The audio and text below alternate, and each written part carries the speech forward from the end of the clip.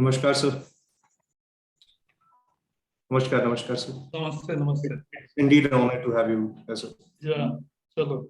Rajan sir, मुझे can we? लेकिन 11:30 बजे जाना है. Yes, yes.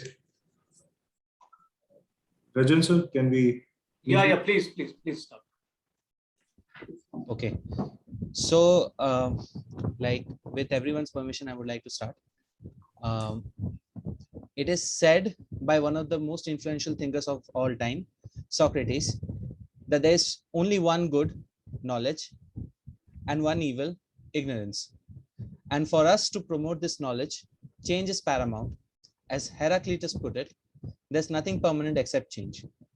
Hence, to celebrate this victory of knowledge as change becomes the heart of success, I, Shubham Chaudhary, Research Associate at PCRI, would like to welcome you to the National Education Summit or National Education Policy 2020, Pathway to Unleash the Aspirations and Potential of 21st Century Youth. It is a great honor for me to start the session on behalf of the PCRI family, and I believe that this journey will bring fruitful experiences to everyone.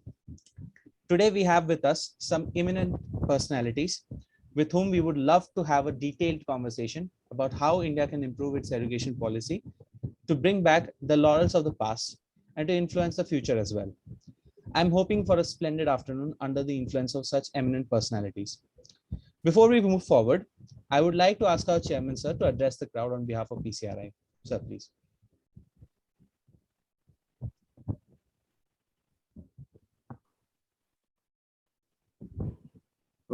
Thank you, Shubham.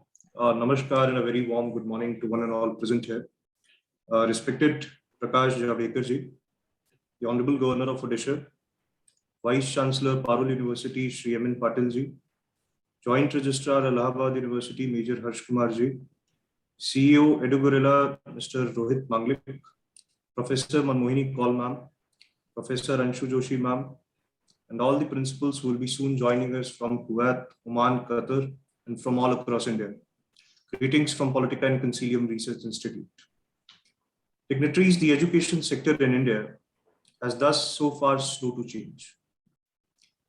But in the last couple of years, the education sector has been witnessing a massive transformation with the changing job landscape, technological disruptions, demand for quality education, and the implementation of national education policy are among the prominent factors that are pushing forward the transformation in the education sector.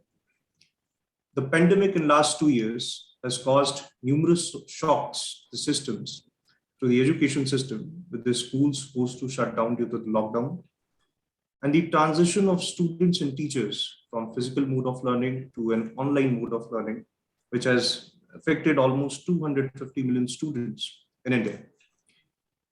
The pandemic also posed several challenges in public and private schools and numerous educational institutions related to expected rise in dropouts, learning losses, and increase in digital divide.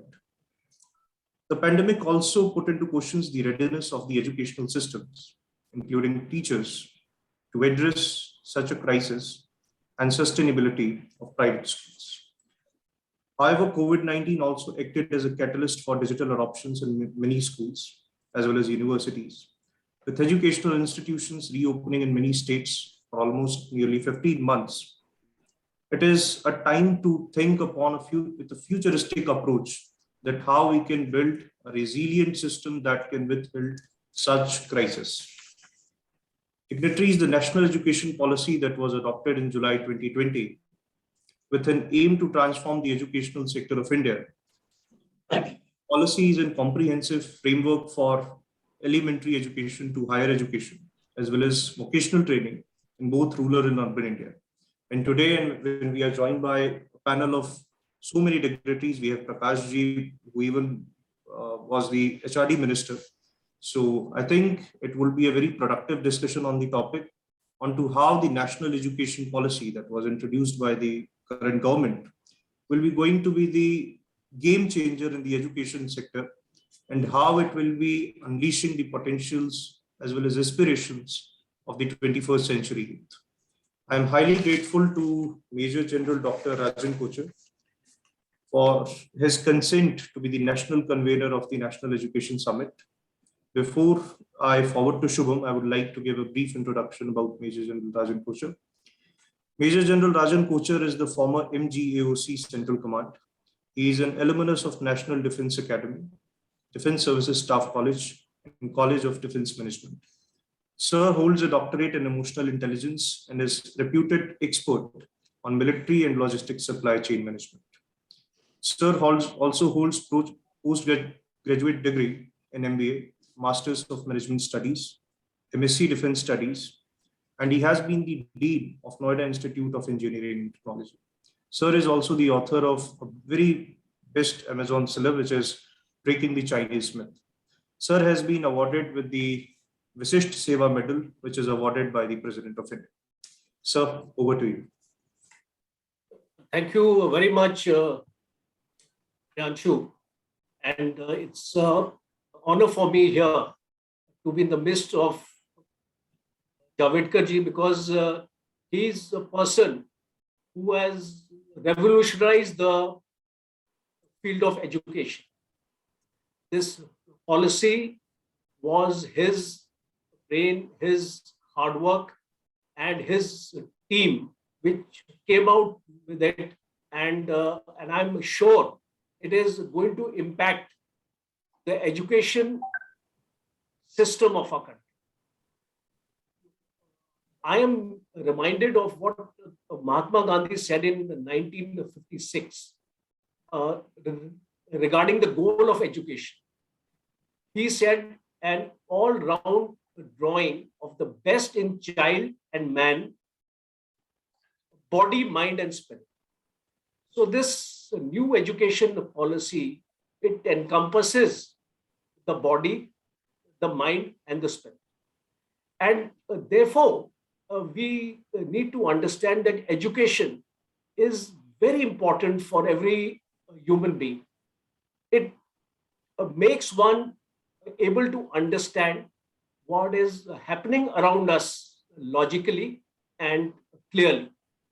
Only an educated person has the ability to take practical decisions and make the right moves at the right time.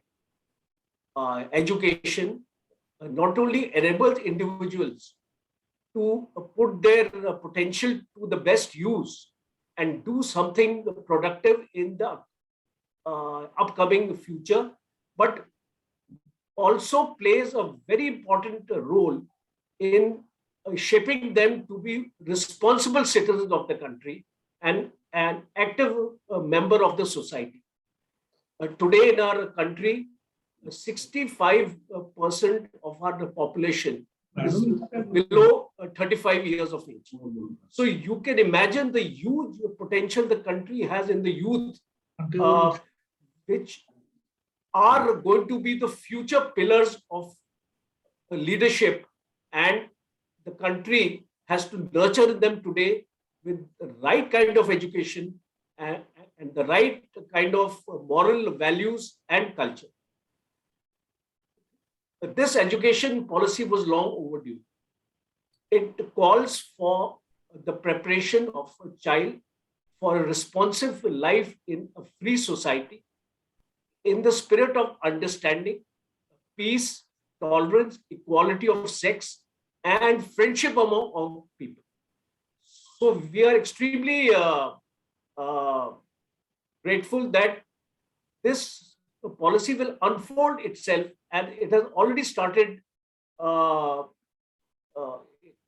implementing itself in the realms of higher education, primary education, and secondary education. It gives importance to applied learning, multiple pathways to learning, and resource sharing. In addition, there is an importance which has been given to technology-driven pedagogy right from class 6. So it is a flexible subject combination. It paints an appealing picture of learning built on a strong foundation of 5 years of activity-based learning and 3 years of preparatory learning. Literacy and the level of education are the basic indicators of the level of development achieved by a society today. The spread of literacy is generally associated with important traits of modern civilization, just as modernization, urbanization, industrialization, communication, and commerce. Literacy forms an important input in the overall development of individuals today, enabling them to comprehend their social, political, cultural environment better. We have 250 million school-going children today and 1.5 million schools in the country. So it is going to be a very far-reaching challenge for the new education policy to get transformed into these large number of children and schools. So it is a challenge which is awaiting us. A word of recommendation here, we may need to reconsider the medium of instruction in schools. Strictly going by the mother tongue, as has been initiated in a policy, will force us to face certain challenges, especially the children who get transferred from school from one state to another. So I would request this audience to deliberate on this aspect of medium of instruction, because it is going to impact the children in a very, very big way. The next aspect is about the higher education. Today, the policy initiates a multidisciplinary approach. I have a recommendation here to state that in case we go in for a multidisciplinary approach, we need to have a private-public partnership model in place. Because it is these large corporate houses, if we incorporate them, if we encourage them to go to the rural area, especially, because today the education is fairly good in the urban areas, but in the rural areas, the reach is still not there. So it is very imperative for us to reach the rural areas, and for that, a public-private partnership model, I feel, would be a great success. The second more important is that we need to check on the number of engineering colleges being given sanction in the country. There are so many MBA institutes mushrooming without any infrastructure. And so this has been my experience in a few years after I have left the armed forces and associated with the educational institution, that an MBA pass out is, most of them are not employable, because they don't have that kind of knowledge, expertise, or skills, or any of the private sector to absorb them. This would be an important aspect which I would request our speakers to deliberate upon today. And in the end, I would just like to conclude by saying education must instill the fundamental human values. It must broaden the vision to include the entire world and mankind. Education must equip a man to live happily without making others unhappy. Evaluate things, pleasure and possessions correctly and without prejudice, and fix one's attention over the need to make our country united, stronger. It is the responsibility of each person, each citizen of the country to contribute towards the growth of the country, because we all are soldiers in every field. It is not necessary that you call a soldier who wears the uniform of the Indian Army, or individual, a corporate person, a person who is working in his own capacity, a start-off organization. They are all soldiers of the country, the technology-driven people. So each one of you needs to contribute to the growth of the country. This is my message to all of you, and especially the academicians who are there with us today, to nurture the youth of the country and make them responsible citizens of tomorrow. Thank you very much. Jai Hind.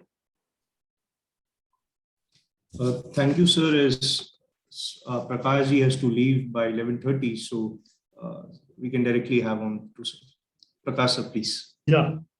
Governor of Odisha, Ganesh Lalji, Major General Kochar, other office bearers of PCRI, all the academicians who have joined this seminar. I'm very happy that country is discussing national education policy. Education is the real empowerment. Elections and power may give some kind of empowerment. But actually, human beings' empowerment comes through education. A girl child of an agricultural laborer staying on the fringe of the landlord's land can become collector of the same district only because of education. So this is empowerment. But why education? It is for enlightenment. It is for making a good human being out of education. That's the purpose.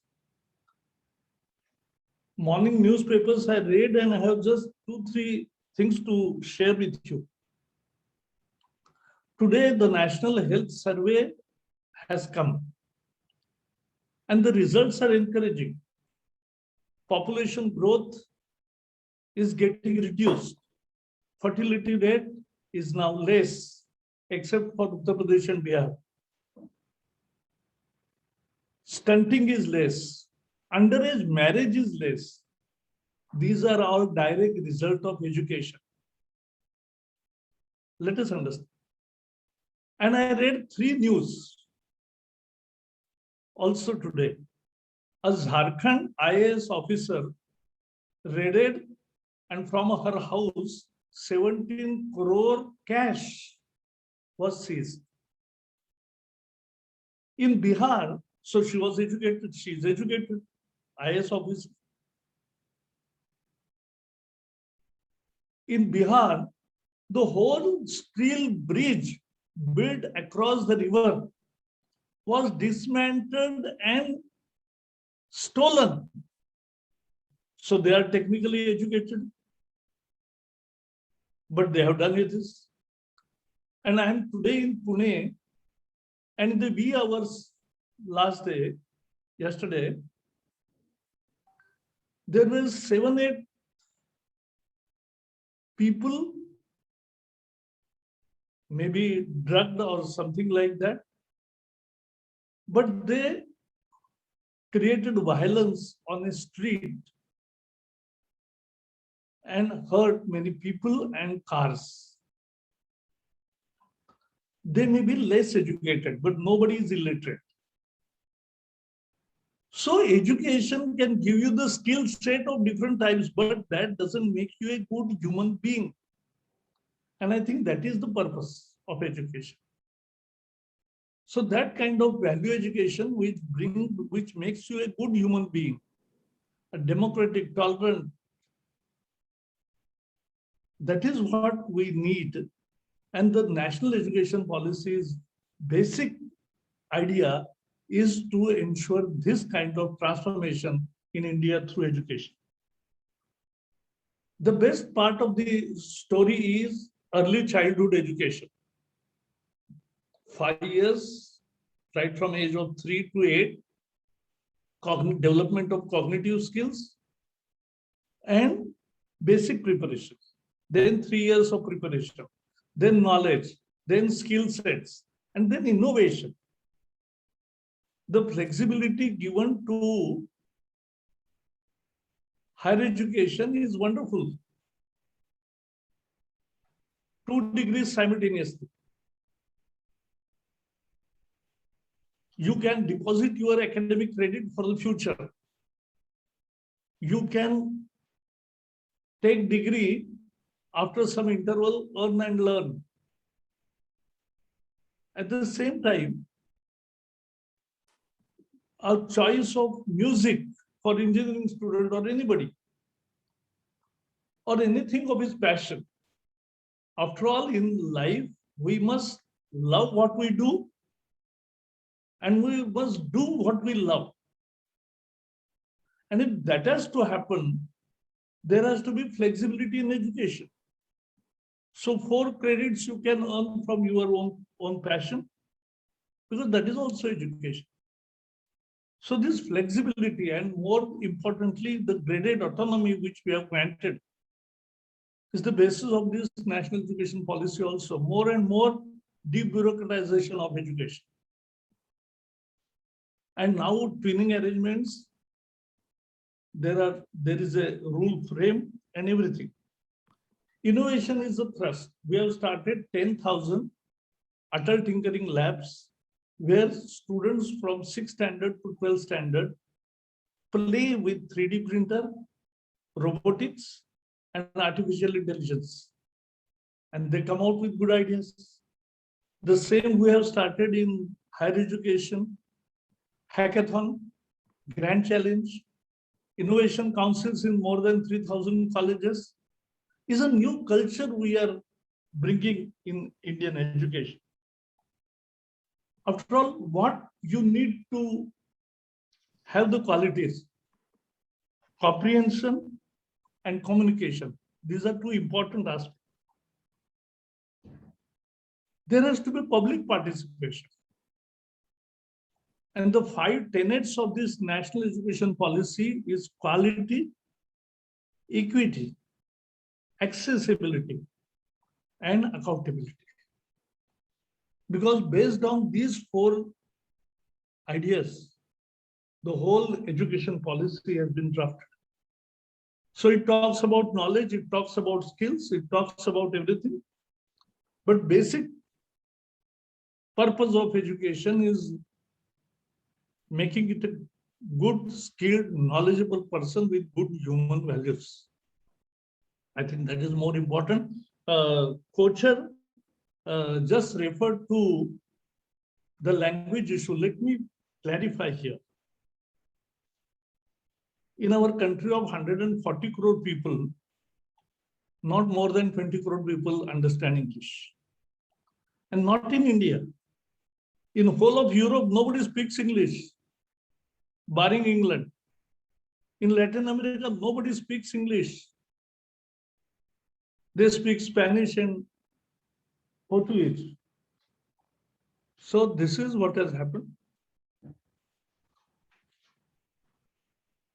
So this is the situation all over. So, but students must learn more languages. That is true. So English as choice. Foreign language is their choice. Mother tongue is what they speak in what they understand more good in good manner. आपके घर में भी बच्चे हैं, मेरे घर में भी पोती है, और वो अच्छा इंग्लिश बोलते हैं, लेकिन वो ज्यादा अच्छा समझते हैं अपनी मातृभाषा में. तो वो हमें समझना चाहिए. और हिंदी नेशनल लैंग्वेज वगैरह नहीं मैं बोलता हूँ, all Indian languages are good. So we must learn at least one Indian language, our mother tongue, and one foreign language. That is the way forward. And therefore, I think today you are discussing, I will request PCRI to send me the gist of the deliberations and the recommendations and the suggestions, if any. Thank you. Really, sir. All the best. Sir, for a vote of thanks, Dr. Yes. President Process. We are extremely grateful for Shri Prakash Javadekar ji to have spared his valuable time. In spite of all his engagements, he agreed to speak to us today. He gave us some very valuable insights. He told to us how education leads to empowerment, how education leads to enlightenment, and how education makes us into good human beings. He spoke about the cognitive skills, as also the flexibility for the higher education. The icing on the cake was his closing remarks about a human being having the knowledge, the skills, and the values all in one. It was wonderful having you with us, sir. A pleasure for PCRI and an honor for the PCRI. Thank you very much, sir.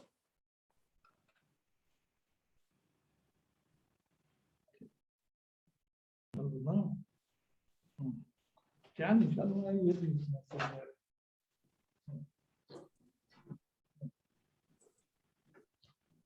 We can now have the governor's address.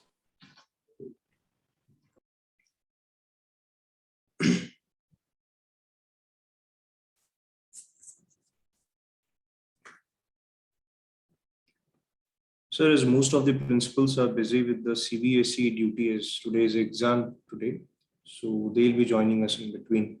Oh, it's all right. We can start with the governor's address right now. Shubham, you can please play the governor's address.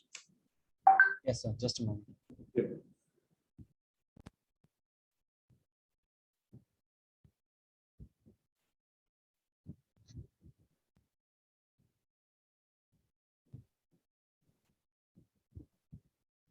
National education policy, that is what is seeking the aspirations of the 21st centuries in the world. The mother's formula has been adopted by the central government as far as the national education policy is concerned. This national education policy speaks of the yoga, you see, and yoga is nothing else but that the heavens and earth are equal and one. Yoga is nothing else but human consciousness and cosmic consciousness are one. Yoga is nothing else but the union of the soul with the super soul. National education policy in the total world can bring out a revolution in the sense that academic excellence must be blended with this spiritual excellence. After all, what Arjuna was lacking, you see. Arjuna had all the possible degrees.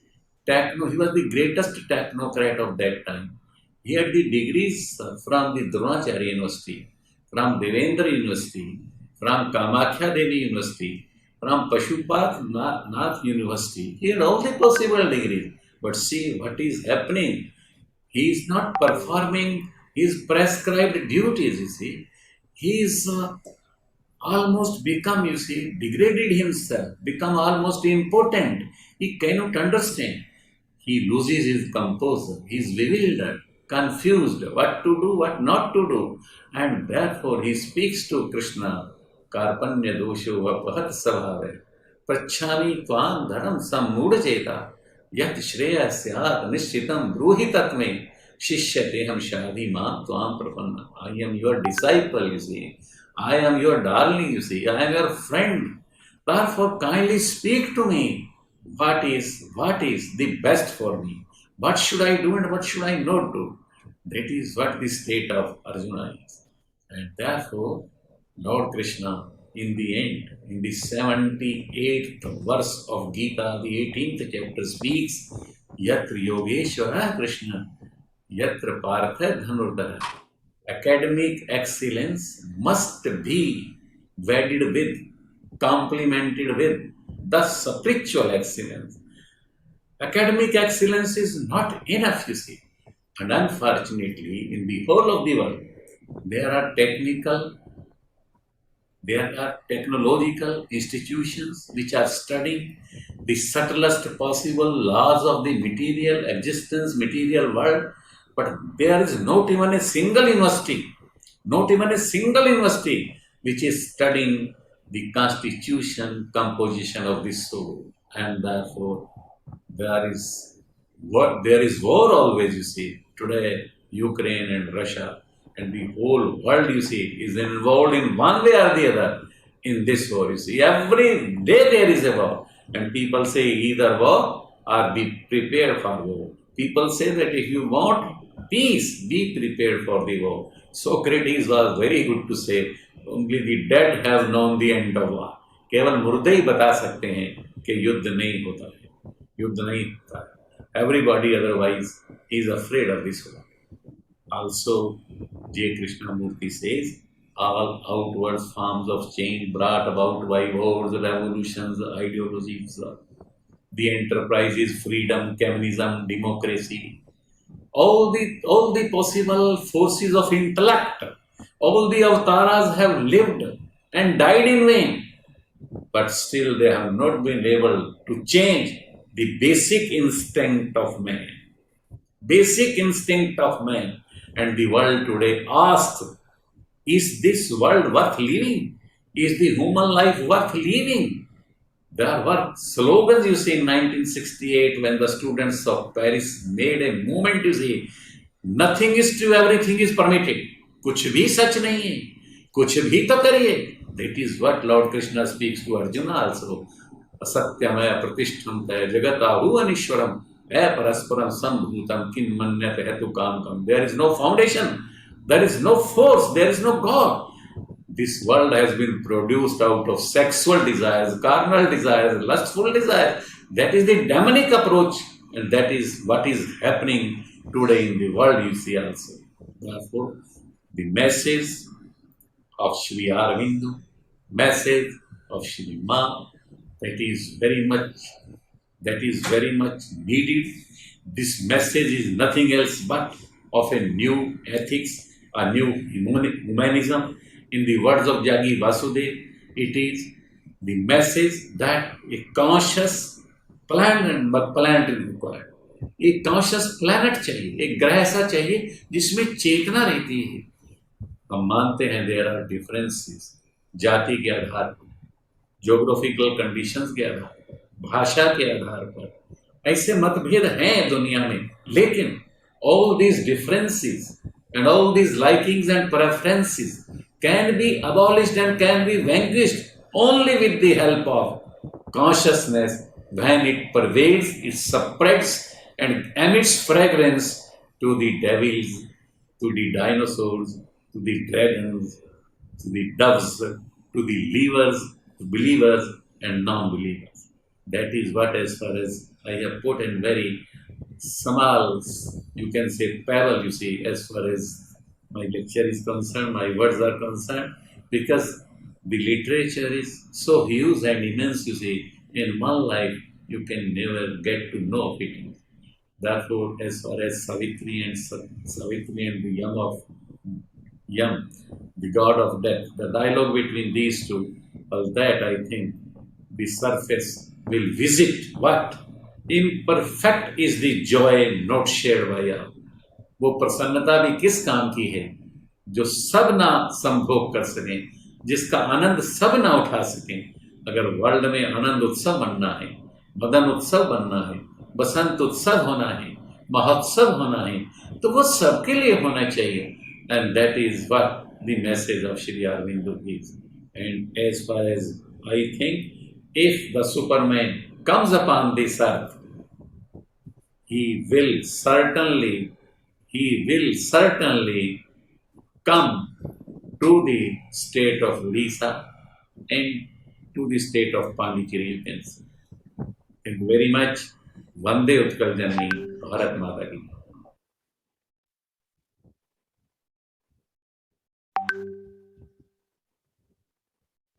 We are extremely grateful to His Excellency Professor Ganeshi Lal, Governor of Orissa, that he could consider it the most appropriate to record a message and allow us at the PCRI to play it. And he spoke on certain important issues which are even above education today. He spoke about spiritualism, he spoke about togetherness, and he spoke about the whole nation approach. It is a very important message which the governor has given today. And it is for us here who are a part of the mainstream, who are enjoined with the students, with the youth of the country, in whatever capacity. We may be a principal, we may be a director, we may be a vice chancellor or a teacher. We can do a lot to influence the students today in a very, very positive manner. And I'm sure as we go along this summit, there'll be a lot of takeaways. And the best part is that Javadekar ji has expressed a desire to make available whatever important recommendations the PCRI will listen to today.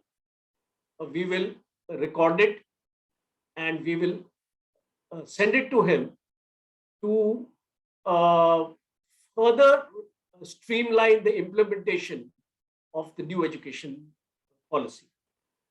And now, Priyanshu, you can go ahead with the program.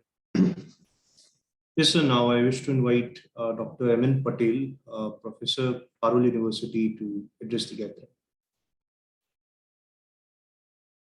Sir, please.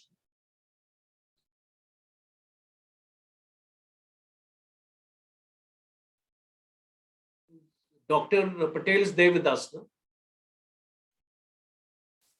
Yes, sir, he's. I don't see his video on as such.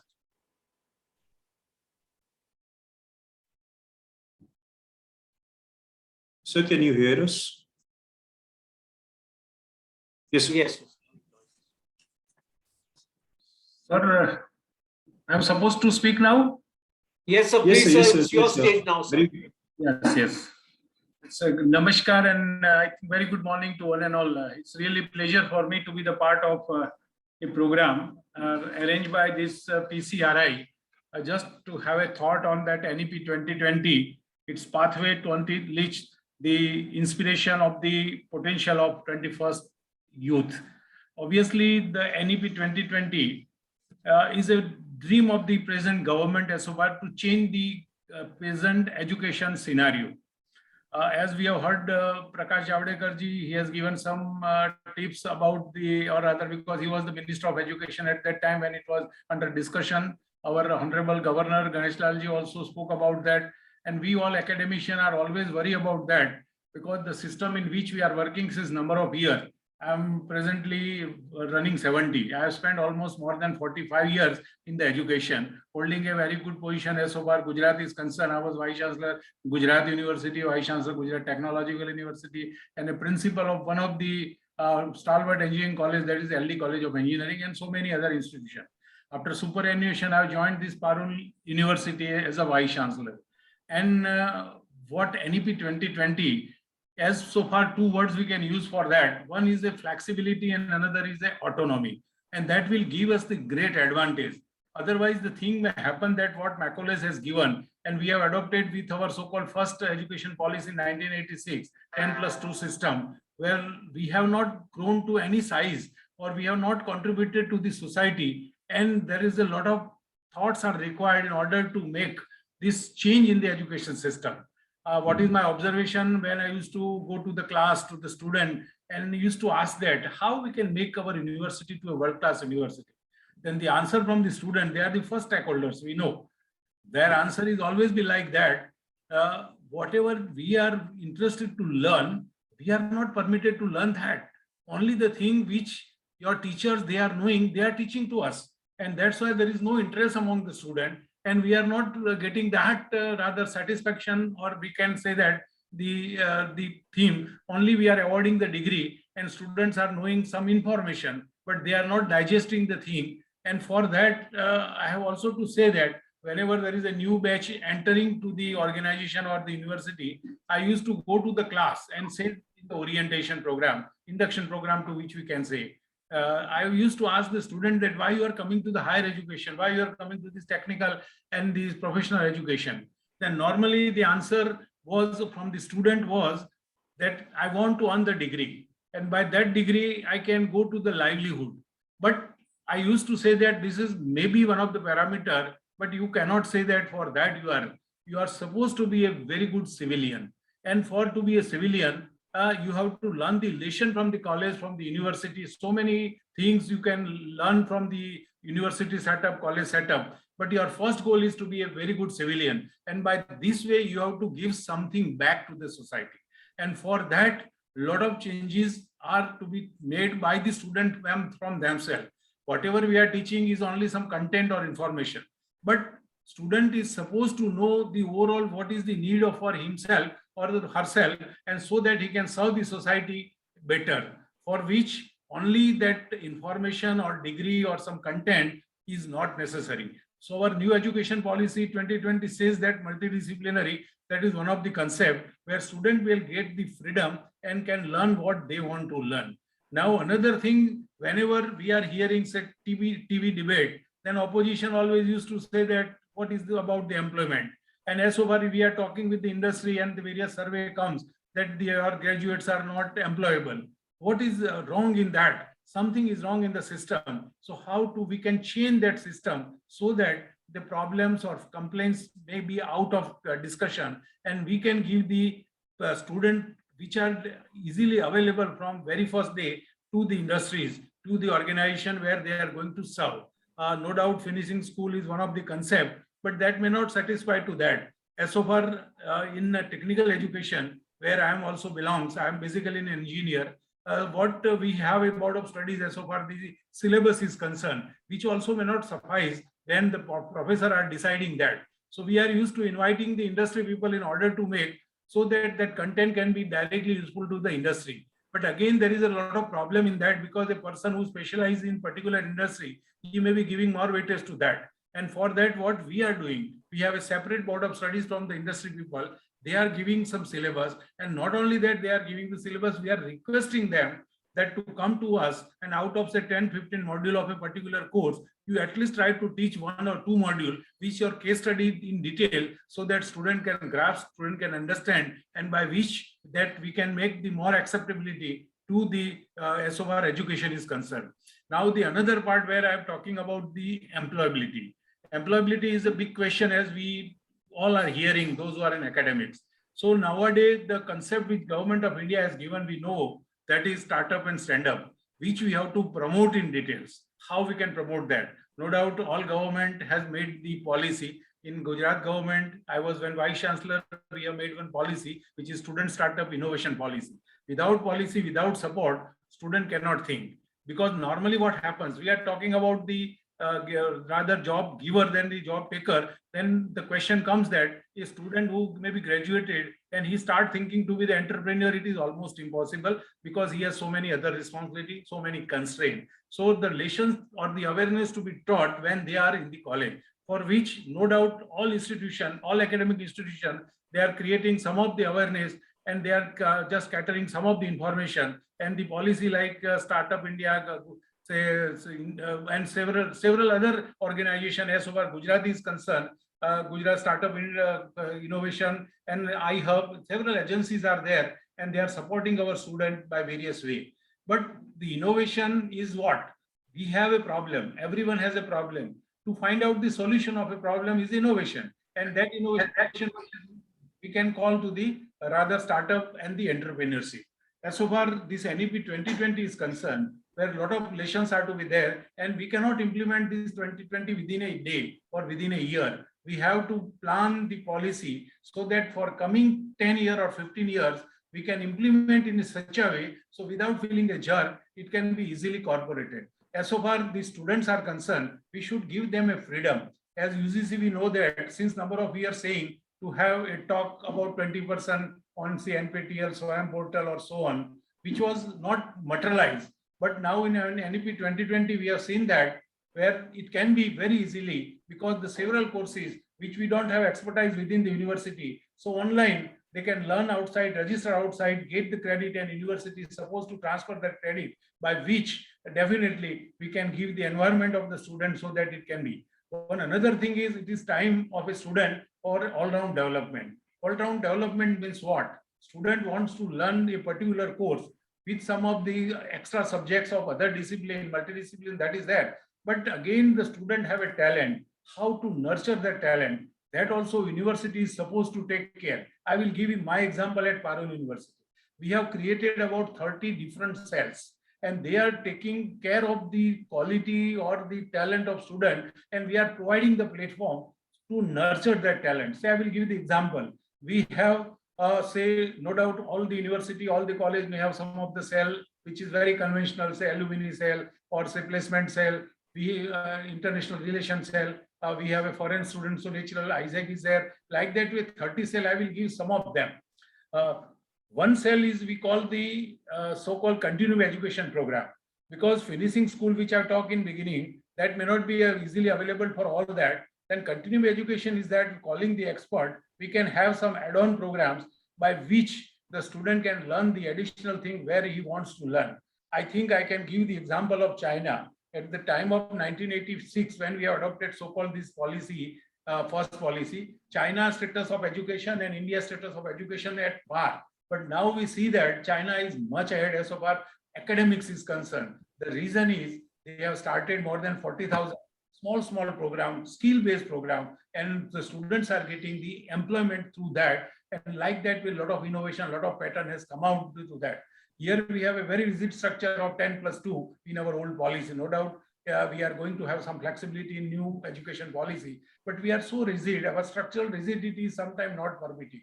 A plumber, why he cannot read up to PhD? We don't have that provision. We should provide that. Apart from that, equivalence to some ITI student can read the graduation. Even any person can read to the PhD if he has that skill, but that type of provision are not there in our education system. So we have to be flexible. Those who are having that talent, those are having that skill, we should promote that, we should allow them, so that there will be a good situation for a student who wants to learn in that area. As we say that digitalization is, as our sir has said in beginning, that it has acted as a catalyst. I am fully agree with that, because in beginning we were very reluctant, but now it became almost that everybody is more comfortable. Today we all are sitting at various places, and it is feasible. If it is offline, then we have a constraint to travel, we have a constraint to have rather the cost even for traveling and so on. But nowadays, this online had made, at a time we can handle so many thousands of people. If suppose we are offline, then there is it depends upon the size of hall where the number of participants can sit. So there are several advantages. Only question is that how we can make it more effective, so that online is also to be very, very effective as so far the classroom direct teaching is concerned, for which a lot of initiative that university and colleges have to take. Out of that, I will give some of the example. We have a more student of computer engineering. So what we did there, not only that we have converted all classroom to the digital classroom, most of the university are doing that, but we have converted with interactive panel in the classroom, so that a direct video or from YouTube, it can be downloaded by the teacher and can be spread to the students. And by this way, we can make the thing very, very interactive. As so far, the charging is also one of the issue. So we have created the charging point in the classroom. So when students are coming with the laptop and entirely they are using that, charging is one of the issue. So they are providing that platform so that they can charge that laptop and the teaching learning can going on continuously. Like that way, these are the changes. We have increased no doubt bandwidth. Everyone has to do it. As so far our lectures are concerned, when it was online,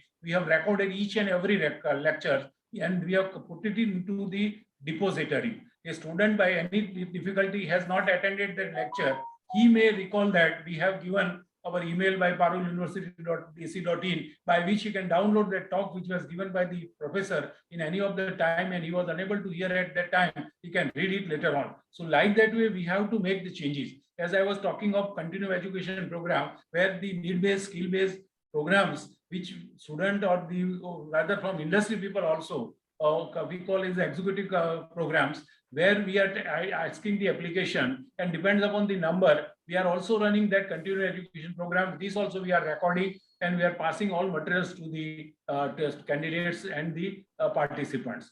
As so far our teachers are concerned, we are saying that normally teacher, I am this teacher of old generation, where we used to prepare a note and that note we are just opening in the classroom and we are discussing with the student. What we have decided that whatever talks are made by the teacher, it should be recorded. And that should be in e-content. We have created a depository. So all teachers, what they are going to teach, we have provided the platform for recording and so even independent recording they want to do, we have allowed them. In direct classroom, we are also recording. And from that depository, we can use that as a resource material as and when it is required. So like that way, the changes which are supposed to take place, we are supposed to implement then and then we can implement in the right direction of the NEP 2020. Otherwise, what will happen? So many things which is coming since number of years, we are operating the same. It is not a time we have to change every day. Change is an eternal process and everybody has to cultivate that mind so they can do the best from their ability. I will come back to the number of cells which we have created. As I said that we have about 30 cells and there are more than 100 mentors. They are just nurturing the talent of our student by providing the platform. I will give you the example, cultural cell we have. So say we have a student of varieties from all parts of the country, even from more than 60 countries, we have 2,000 students. So what we are doing, say I will give the example, I am in the Gujarat, our university is in Gujarat. We have say about more than 500 students from the Maharashtra. So say I will give the example Shivaji Jayanti. We are allowing that student to celebrate Shivaji Jayanti in such a mega scale where all dress code, choreography we are providing, along with that, whatever the drums and everything is required, along with that horse, one person going to be Shivaji, they go for the drama and the entire day we are celebrating that Shivaji Jayanti, just like they are not performing even in Maharashtra. So like that, we have very good exchange of culture and we are allowing all the students from any state, whatever the festival they are providing that platform because we have that cell which provide the costume, choreography and everything. Like that way, I will give another cell, which is a visiting parent cell. You surprised that what is the role of this? So visiting parent cell where any guest will come to the university, any parents may come to they will take care of them. Not only that, they show that what is our capability, what is our campus, because our campus is a big one. It is more than 160 acre of land where hundreds buildings are standing as we have more than 35,000 students and students have to learn any of the course. For that, the information is provided by, and not only that, the information, because the principal or vice chancellor or other official may not be free to attend the parents or visitors, then the cell will take care of them. Not only that, they want to stay, they are allowed to stay in the campus. Then nearby, we have a Statue of Unity about 70 kilometers, and we have Pavagadh Temple of Mataji. We used to bring them to that place. So request you to conclude, sir. Yes, sir. So like that way, this type of opportunity we have to give to the students. Then and then it became the inspiration of a youth to implement this NEP 2020. So many initiatives are to be there. Everybody are taking their own initiative. But my point to say that by this way, we can make the thing vibrant. Our student, we are using our logo here, be vibrant, and we are putting the vibrancy in this campus. One another point, and then I will stop my talk, that we have created a interns. Interns means our students, and we are starting from 7:30 morning to late up to 9. So there are students, they are free in some of the time because of more than 12,000 students are staying in the campus. We are taking their services as intern and they are supporting to any of the officer within the university as supporting staff. We are paying them some token pocket money for them, and all big event we can manage by the student itself.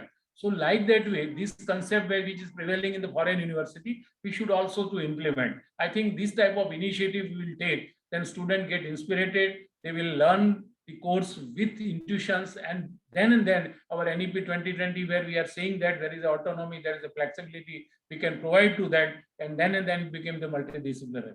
I think all universities are trying to do that. We are also trying to do that. But these are the way by which, if we proceed ahead, then whatever the dream of government to implement this NEP 2020 in a good way, that can be justified. This is my pleasure to be the part of this, and my best wishes to PCRI for arranging this type of program, and hope so that a great success to this, not only to this program, whatever initiative PCRI will take, definitely will be in the favor of our student, in favor of our education system, and that will help the society at large. My best wishes again to all of you. Thank you very much. Over to you, sir.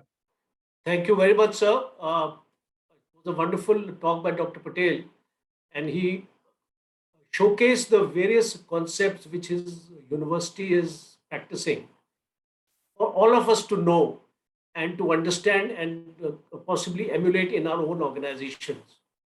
So, Priyanshu, you may introduce the next speaker, invite him for the talk.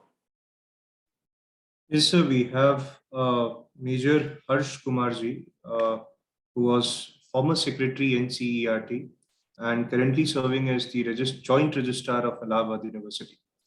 It's indeed our honor to have you, sir.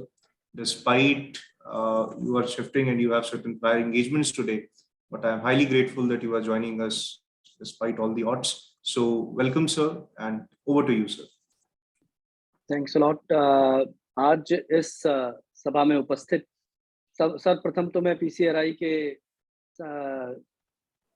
संचालकों का, आयोजकों का, general Kochhar साहब का बहुत बहुत हृदय से आभार करता हूं कि उन्होंने मुझे यहाँ बुलाकर अपनी बात को कहने का अवसर दिया।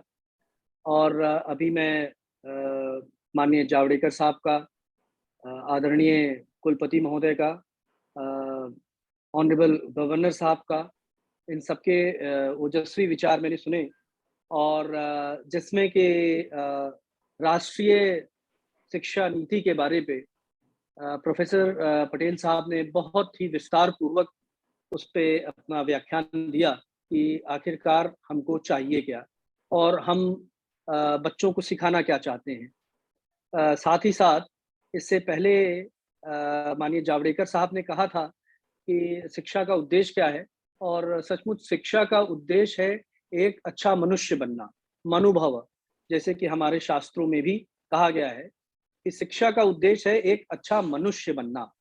और यह हमारी अवधारणा रही है, जो भारत भूमि की अवधारणा रही है, संगच्छुद्धम संवदध्वम संभो मनांसि जानताम, मतलब कि हम सब मिलकर बोले, एक साथ मिलकर बोले, एक साथ मिलकर चले, एक साथ सीखें और पूरे समाज का कल्याण हो। यहाँ पे किसी एक व्यक्ति की कल्पना नहीं की गई है, पूरे समाज को किस प्रकार आगे बढ़ाया जाए, यही शिक्षा की संकल्पना हमारे वेदों में, हमारे पुराणों में रही है, हमारे गुरुकुल पद्धति में, जिसमें कि कृष्ण और सुदामा एक साथ शिक्षा ग्रहण करते थे। कृष्ण का उद्देश्य था राजधर्म का पालन करना या राजकाज चलाना, सुदामा जी का कुछ और था, लेकिन दोनों एक साथ शिक्षा ग्रहण करते हैं।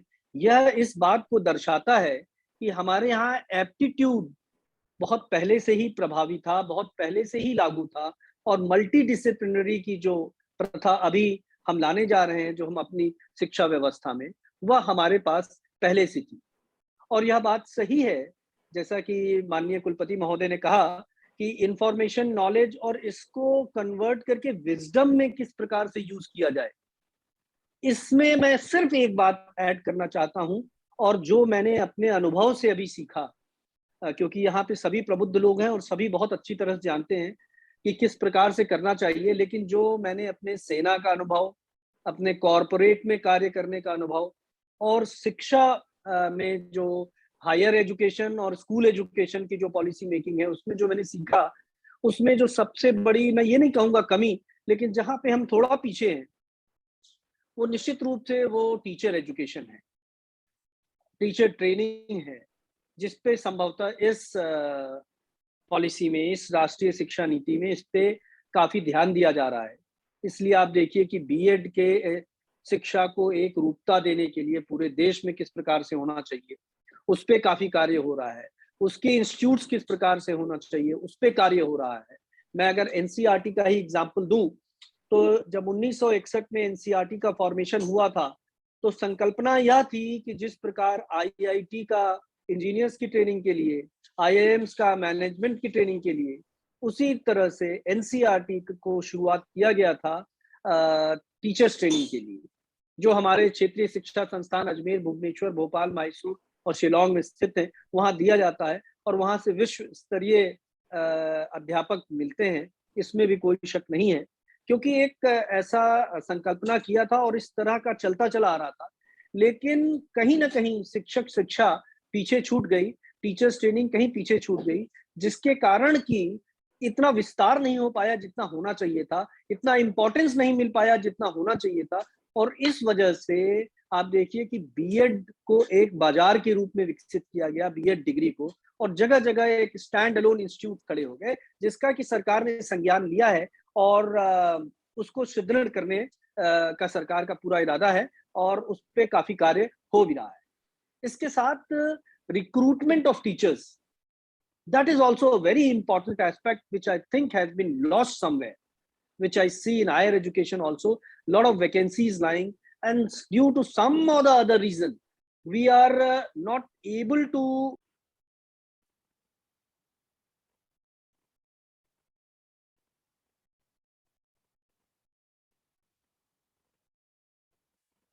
We have lost contact, I think. Let's wait.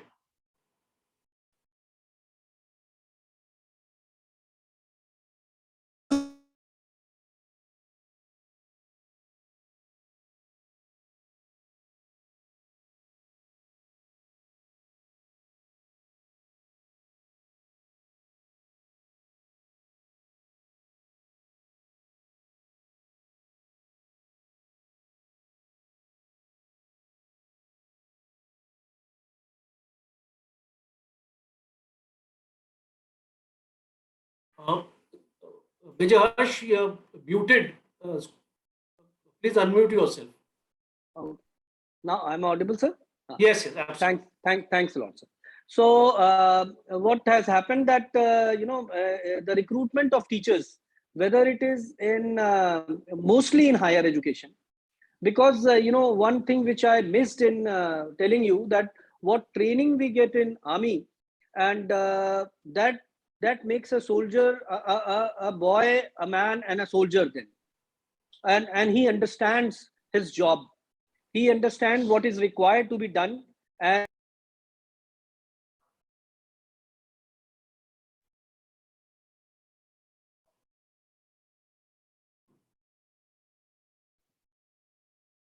I think sir is facing some technical issues. I think we have lost him again.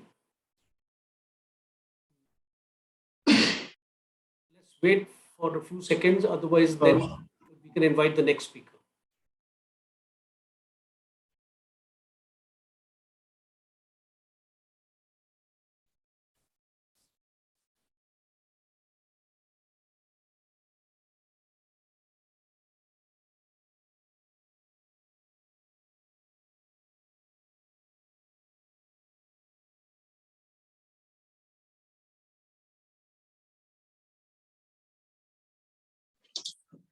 I'm so sorry. It is I don't know why this thing is happening.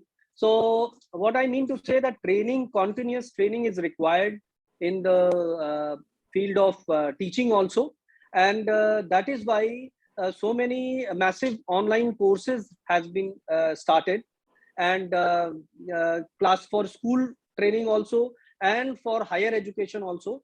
This training has started, and this will help. And all the other points has been explained by the Honorable Vice Chancellor regarding the multi-disciplinary trend of, or multidisciplinary, this thing which is coming in the education, whether it is in school education or in higher education. The technical, the degree can be stored and it can be started it required not to start from a scratch. A student can start if he or she loses some time or due to some or the other reason, he can start his education from that point onwards. So that is one of the good features, or I'll say that excellent feature of the national education policy. The use of mother tongue, the use of skill training, vocational education, that is also one of the very important aspects which I want to bring, that we have got NCRT has got a vocational institute of training, Pandit Sundardal Sarma Institute of Vocational Education, which has developed many curriculum on the aspects which were on, like on carpenter, on barber, or on for the cook, for the chefs. So they have started making for the masons. The curriculum is being made on that, and on many technical things. The curriculum is under process. So all these things tomorrow will make India a leader like China or Japan, where they pay a lot of stress on vocational or skill training. So that is also a very important point of the education policy. And the most important aspect is the implementation, for which our teachers require training, and NCRT is imparting that training at the school level through NISTA program, which is a massive program, and it in collaboration with SCRTs, that training is being imparted. And I think that all the schools, whether they are in private sector, public sector, or the government sector, they all have to come together and to help the the school which has got less infrastructure, or the places which has got less infrastructure, because now we are going in a blended mode of education. This pandemic was a challenge. We have used it as opportunity, and definitely that is going to help us in a long way to spread the education in a, I'll say, in such a vast country. India is such a vast country. It is not a country, it is a civilization. So we cannot compare it to any small country. So through this process of what our Honorable Prime Minister has visioned this, that सबका साथ, सबका विकास और सबका साथ, सबका सहयोग. तो इसमें सबका सहयोग होना पड़ेगा. PPP मॉडल पे चलना पड़ेगा हमको. और आपका जो एफर्ट है PCRI का इस संदर्भ में, वो निश्चित रूप से बहुत सराहनीय है. और मैं आशान्वित हूं कि इस तरह से अगर हम साथ मिलकर आगे बढ़ेंगे, तो हम लास्ट बच्चे के बारे में, लास्ट गांव के बारे में सोच सकेंगे, और निश्चित रूप से हम भारत को बहुत आगे बढ़ा सकेंगे. धन्यवाद. जय हिंद, जय Bharat. Thank you, Major Harsh, for a very enlightening talk. Or you stressed upon the salient aspects of the new education policy. You talked about skill development. You talked about vocational training. You talked how NCRT is making an effort and outreach for the successful implementation of this policy. Thank you very much for sparing your valuable time and being with us at PCRI. Indeed, sir. Please invite the next. Yes, Professor Anshu Joshi ma'am is joining us. She's professor in Jawaharlal Nehru University. We are privileged to have you, ma'am, in this particular summit on very short notice. It's indeed the privilege of PCRI. Over to you, ma'am. Thank you so much, Priyanshu. Am I audible? Yes, very much, ma'am. Hello, sir. So, hi all. And first of all, I would like to thank... You're muted, ma'am. Ma'am, you are...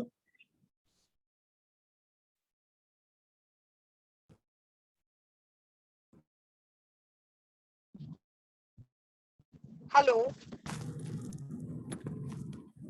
You are Yes, muted, ma'am, it's ma'am. audible. It's audible. So I would like to thank entire PCRI team also to invite me for this very significant talk with a very relevant topic, national education policy. as actually this is the roadmap of Indian education system, and indeed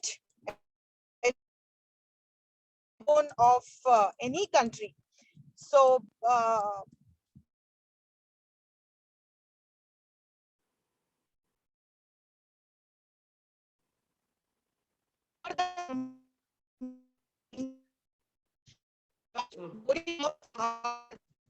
We are not able to hear you.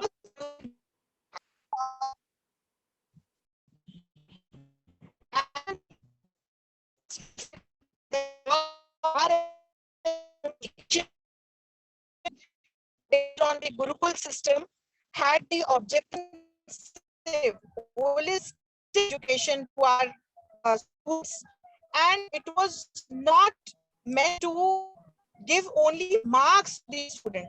So it's not exam or marks, it was knowledge centric, skill centric, wherein our students used to live in the Gurukuls, irrespective of their caste and class, creed and regionality.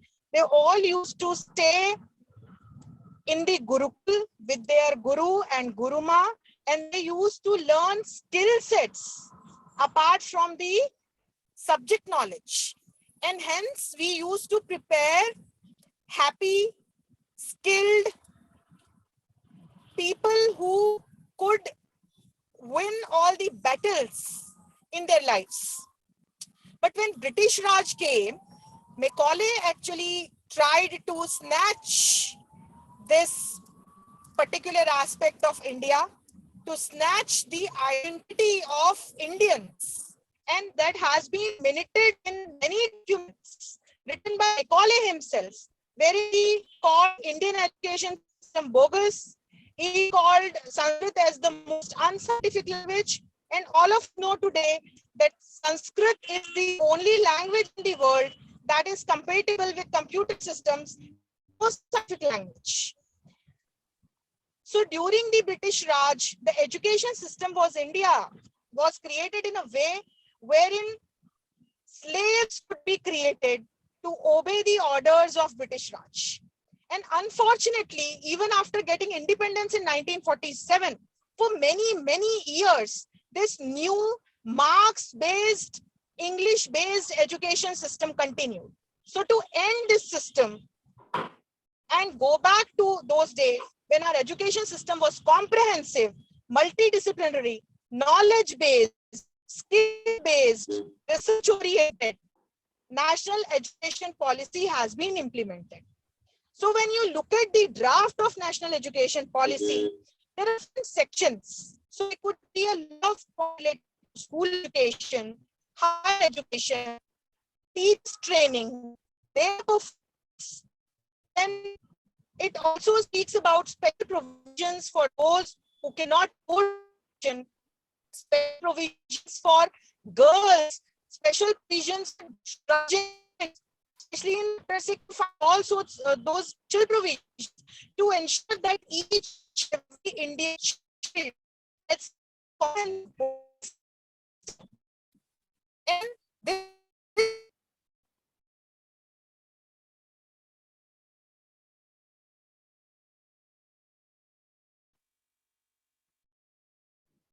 I There's a think problem in her, I think, audio and video both.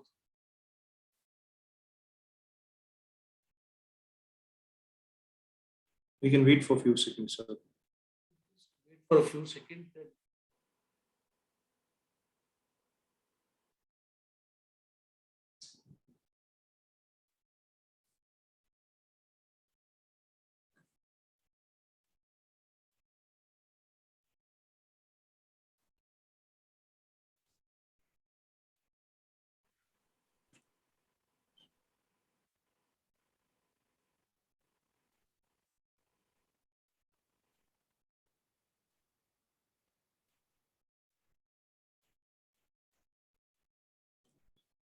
Most of the Can principals, move on to the next speaker now. I think sir, lost the principals, connectivity with her. most of the principals are basically joining us after 1 because today's 12th CBSE board exams. So we can start with principals if this was the last speaker of the session 1.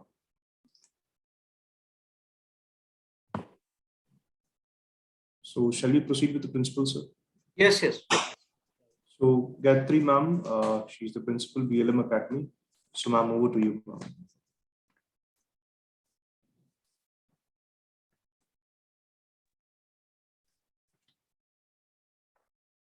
Good afternoon. Distinguished dignitaries, ladies and gentlemen. To begin, I'd like to congratulate PCRI and its committee members on launching India's youngest research-oriented startup think tank. I must applaud them on their outstanding efforts. I'm Dr. Gayatri Kamar, and I've worked in both universities and schools for more than 2 decades. Currently, I'm a principal at BLM Academy, Senior Secondary School, Haldwani, Uttarakhand. The new education policy 2020 is gaining momentum, but we have a long way to go. The sheer scale and complexity of India's education industry makes implementation a monumental task. According to the most recent central government data, India has over 15 lakh schools, and including government-aided private schools, and 25 crore students, and a total of 96 lakh teachers, which makes India the second largest education system in the world. As a result, implementing this mega education initiative across the country is a challenge.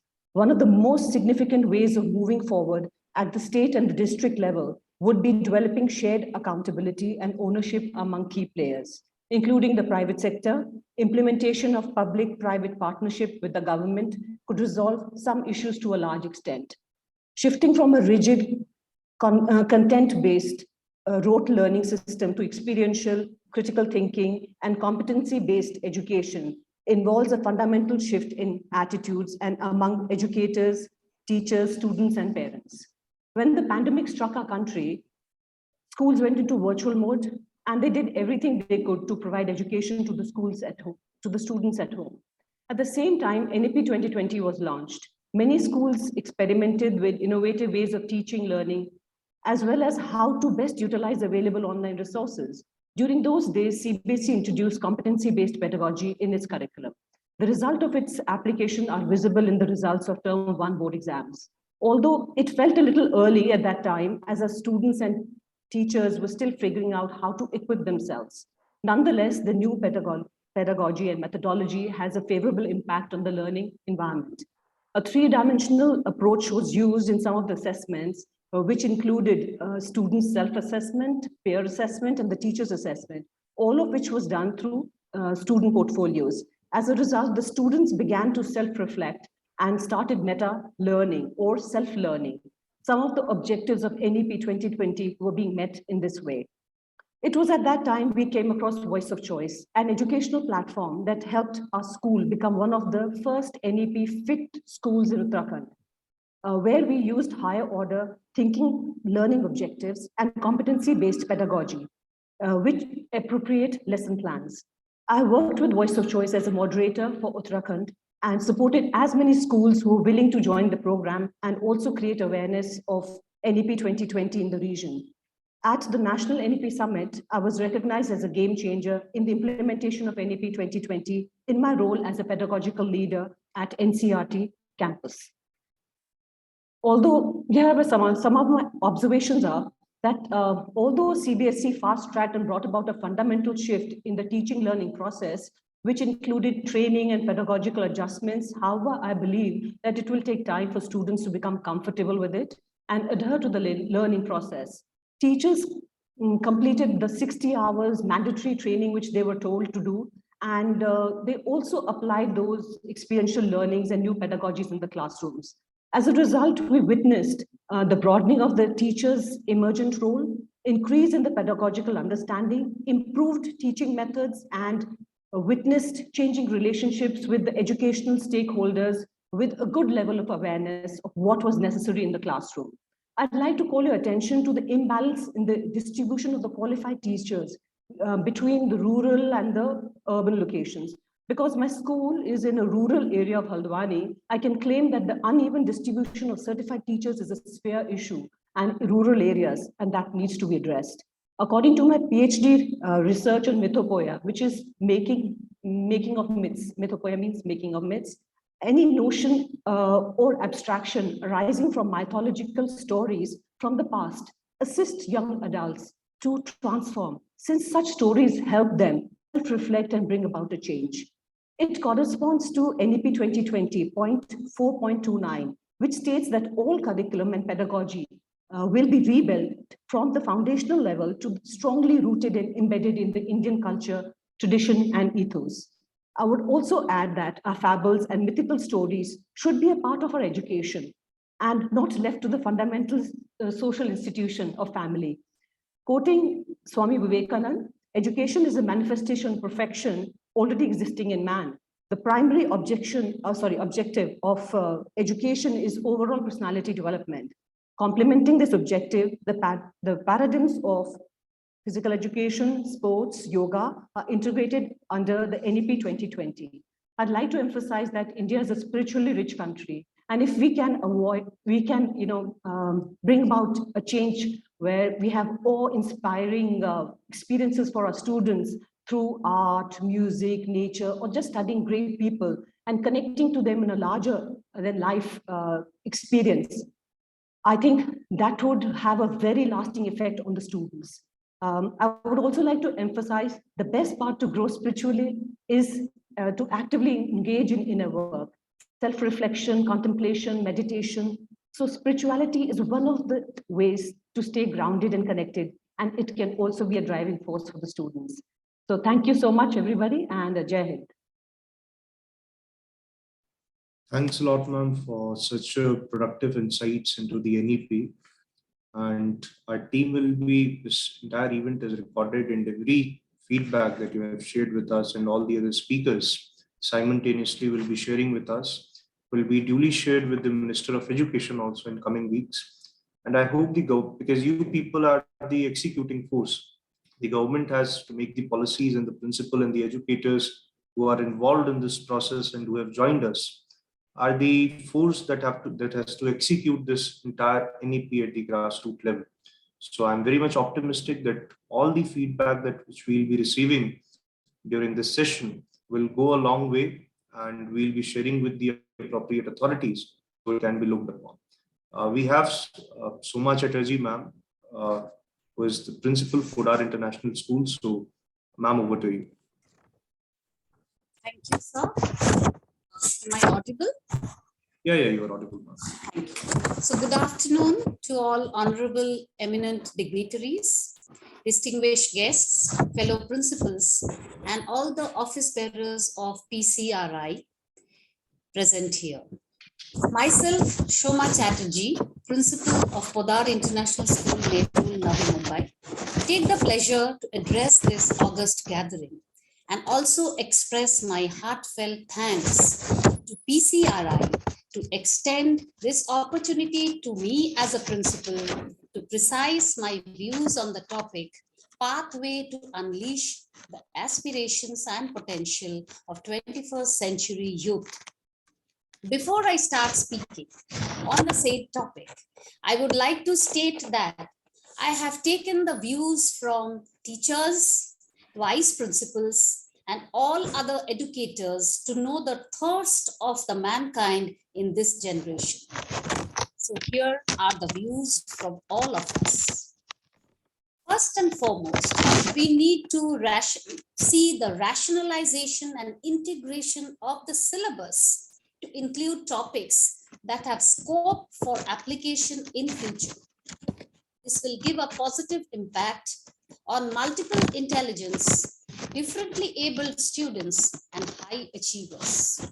Secondly, the standardized evaluation of students at the state and the national level for all grades, right from the primary level, needs to be implemented, followed by counseling of the learners to take up the course as per their need or capacity.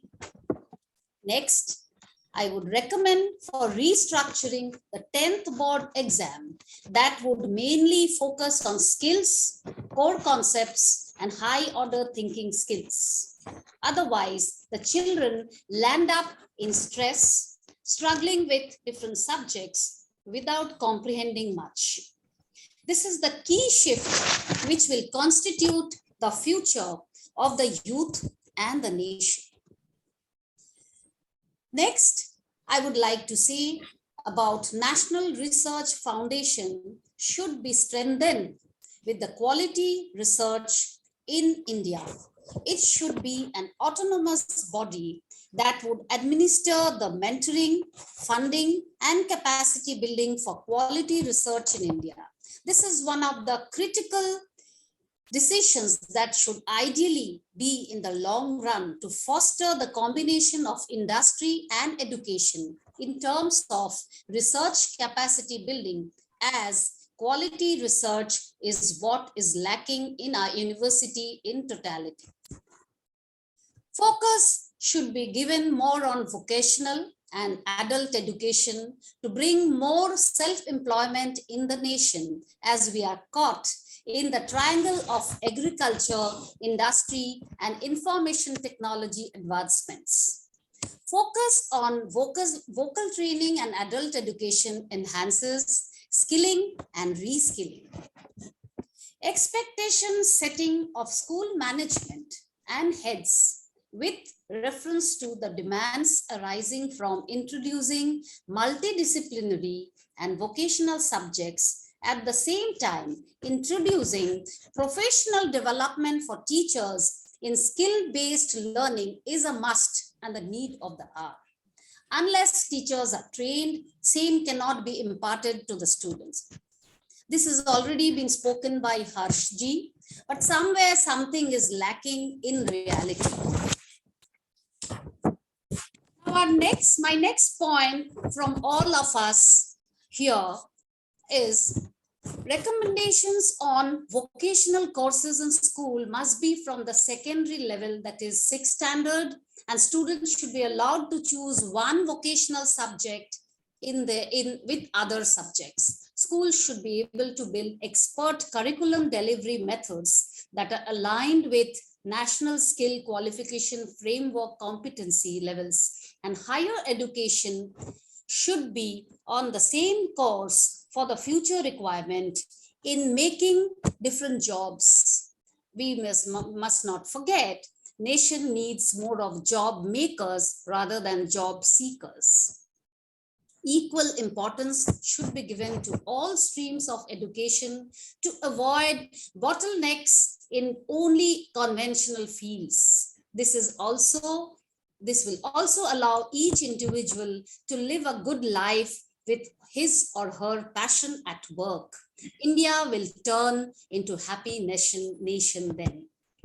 More emphasis should be placed on differently abled children who need a lot of options to choose subjects, and the process should start from the initial stages itself, maybe from the primary grades. Actually, what happens, they come to the higher grade and they're unable to cope with the academics and deteriorate in social cultural skills.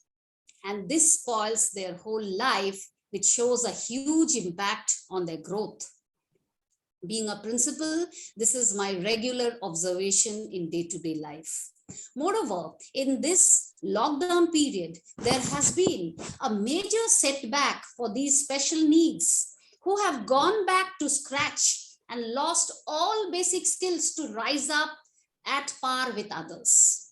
We educators must explore and extend all aids to keep these children hand-holding with special educators and student-specific strategies. Actually, from them, the world has digressed 2 years back. So to regain, it would take 2 more years to get back normalcy. All torchbearers in education should rethink on this and respond reasonably. Lastly, I would stress on rural education, which all fellow speakers have spoken on it, needs to be emphasized more than urban to make one whole nation. Otherwise, there will be 2 slabs always, urban and rural. People get differentiated and segregated at each point of time. Exchange of knowledge between rural and urban school teachers must be there to keep all well informed about each other. there should be an open discussion highlighting the pros and cons at each level. Curriculum needs to be given. Lastly, the most important is curriculum needs to be given weightage to the community services too, unless which no one should get a passing certificate. I believe this is very much there in IB schools. Privileged children should be able to interact with the underprivileged to balance the nature. With this, nation comes closer and mankind will prosper. Hope I could reach out to all of you by expressing my honest views. I wish all the best to all educators and well-wishers. May you get enough strength.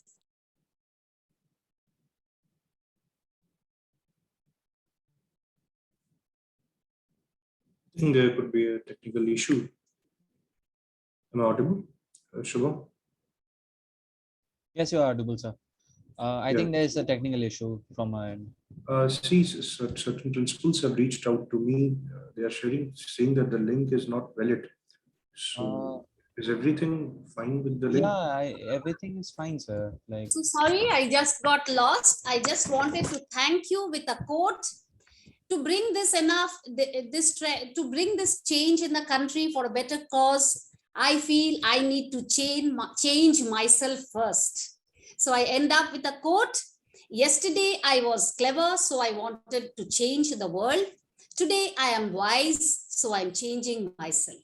Thank you. Jai Hind. Indeed, a very detailed insight, ma'am. A very detailed insight. I would like to say that the principles are the force. But not earlier in my school days.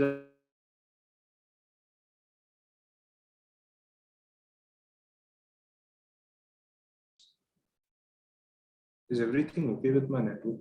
Please check the Wi-Fi. Am I audible? yeah, you are. Sorry for the disturbance caused, inconvenience caused. Basically, I'm having certain issues with the network. So thanks a lot, ma'am. Indeed, a privilege hearing you.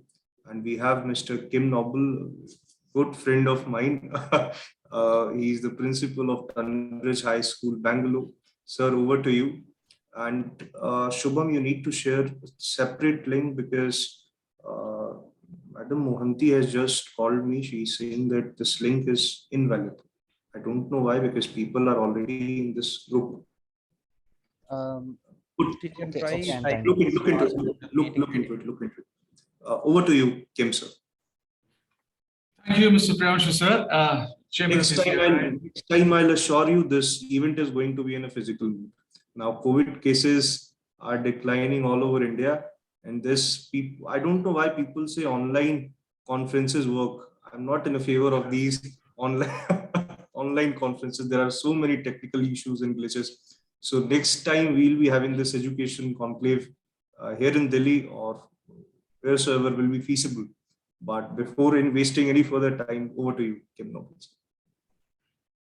Thank you so much. In fact, I've been looking forward to the offline conference. And I saw the itinerary of very eminent speakers and how many people will speak today and enlighten us about the national education policy and the implementation of it. I was very overwhelmed, especially when you have eminent speakers. First of all, Major General Kocher himself and Shri Prakash Ji Javadkar, Honorable Minister, Honorable Governor of Odisha, Mr. Ganesh Lal, the Registrar of Allahabad University, Major Harsh Kumar, and the VC of Bharat University, Dr. Eminent Patel, and besides my fellow educators over here at the schools. I had nothing prepared really, I didn't write down anything.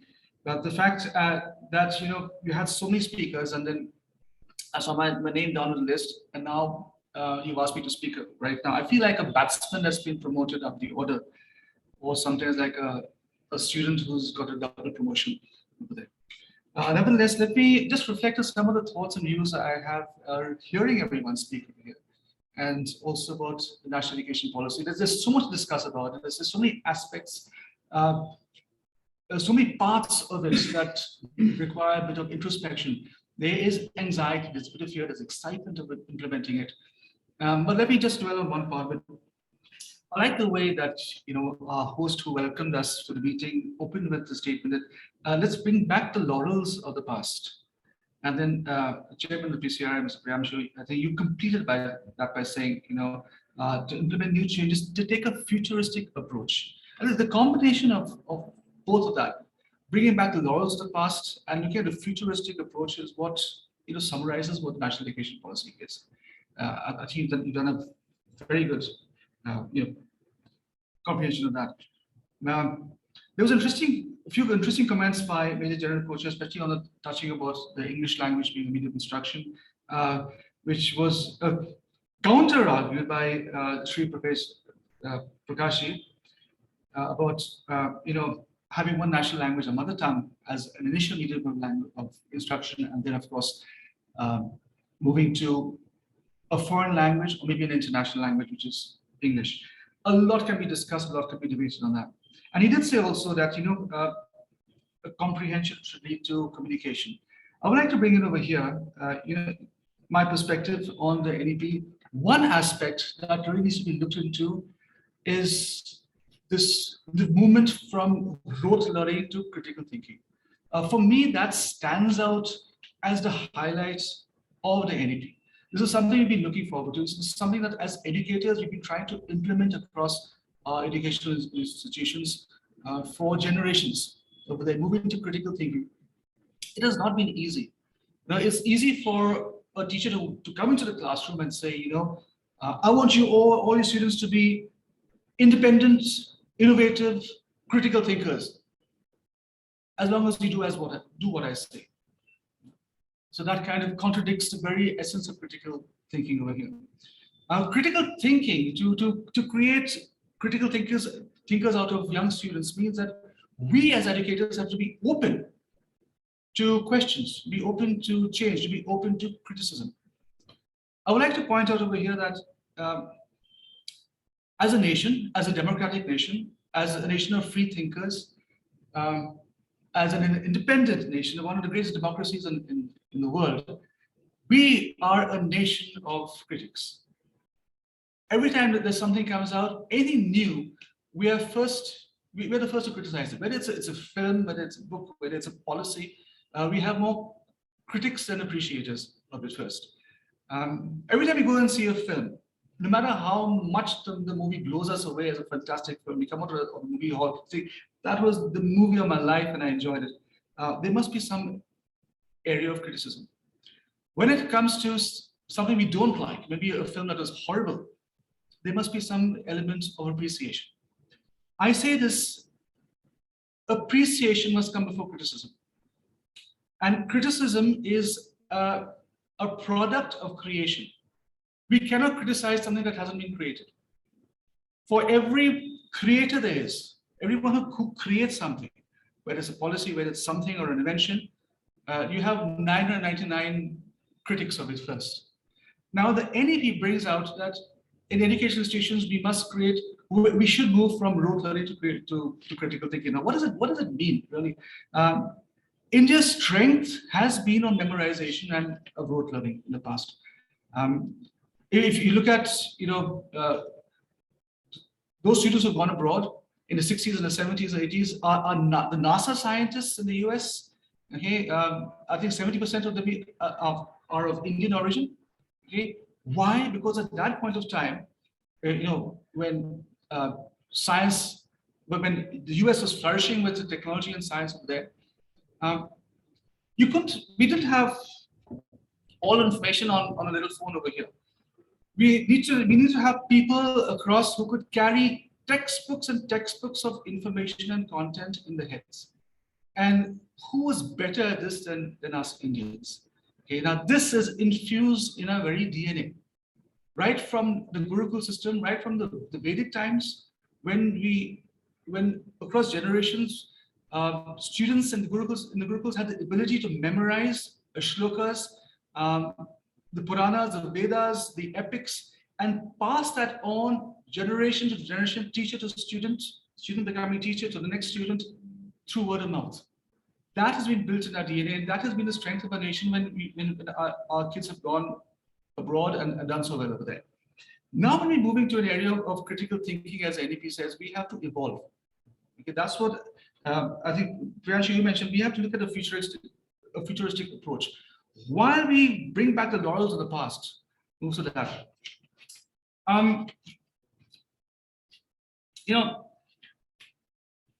When we look at memorization and moving to critical thinking, it is a nightmare for a lot of educators over there. That do we have the right teachers? Have we trained the right teachers? And I like what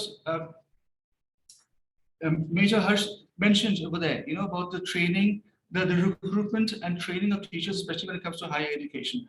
Are we looking at just qualifications? And I say this from a bit of experience, because my career graph has been a little strange. I started as a school teacher at the Franklin Public School, and then I moved on to becoming a university lecturer, college lecturer, universities. Then I moved into the corporate world, where I became the head of training for KPMG India. In my role, I had to recruit freshers who passed out of our schools and our universities and had great qualifications on paper. But when posed with a problem, it was very difficult for them to creatively think through a solution unless they had content and had knowledge over them. So I bring back this point with the NEPs implementing about critical thinking, is that we have to move from the concept that knowledge is power. When we look at knowledge is power, we often replace the words, knowledge is often a substitute for content. Having that content and a textbook in head, that was power. Now, because all content and information is available at our fingertips, it's the knowledge or the use of information that is power. We are flooded with content. We are flooded with information. How do we filter that and apply what is needed right now? We will look through the NEP, especially with this area of critical thinking, of creating young thinkers in this nation. I think we have very good examples sitting right in front of us across the street. Mr. Priyanshu sir, you yourself being so young and being able to, and with your team of youngsters around you, to move people, not just by this forum, but through the many interventions that you've had, getting us to listen to each other, getting us to understand and move ahead. You're an example of how us educators can create youngsters, okay, to be the movers of the nation, and of course internationally as well. I would like to close with a serious thought over here, that the NEP itself, the creation of the NEP has come out of criticism, right? And while maybe a lot of us may be polarized on appreciating or criticizing the NEP, you cannot criticize something unless it was created first. NEP has evolved out of an appreciation of the past and a criticism of the past education system in India. And as a nation, I think right now we're far too polarized. We have to first find appreciation before criticism. Criticism without appreciation is nothing but complaint. So when we look at the next few years, and I think even a lot of our speakers, Mr. Umar Chatterjee also mentioned that as well, that coming out of the pandemic in 2 years, the next 2 years is going to be built on body, mind, and soul. Professor Ganesh Lal ji also said that it's academic excellence plus spiritual excellence and the constitution of the soul over there. When we look at critical thinking, we also look at critical angle. In physics, there's a concept of critical angle where the angle of light deviates back into the surface. That's the secret of why diamond sparkles. And the secret of that, as Mr. Umar Chatterjee says, is change myself first over there. And I believe critical reflection of ourselves, okay, whether as educators or as regulators of the national education policy or as the makers of the policy, that internal reflection is what makes diamonds out of all of us and our students. Thank you very much. God bless you all. And let's look forward to what's next with NEP. Thanks, sir. Thanks a lot, Mr. Kim Noble, for this insightful insights which you have given on this particular topic. And we are even joined by Bhavna D, who is HOD, Scottish High International School, Social Sciences. Ma'am, are you there?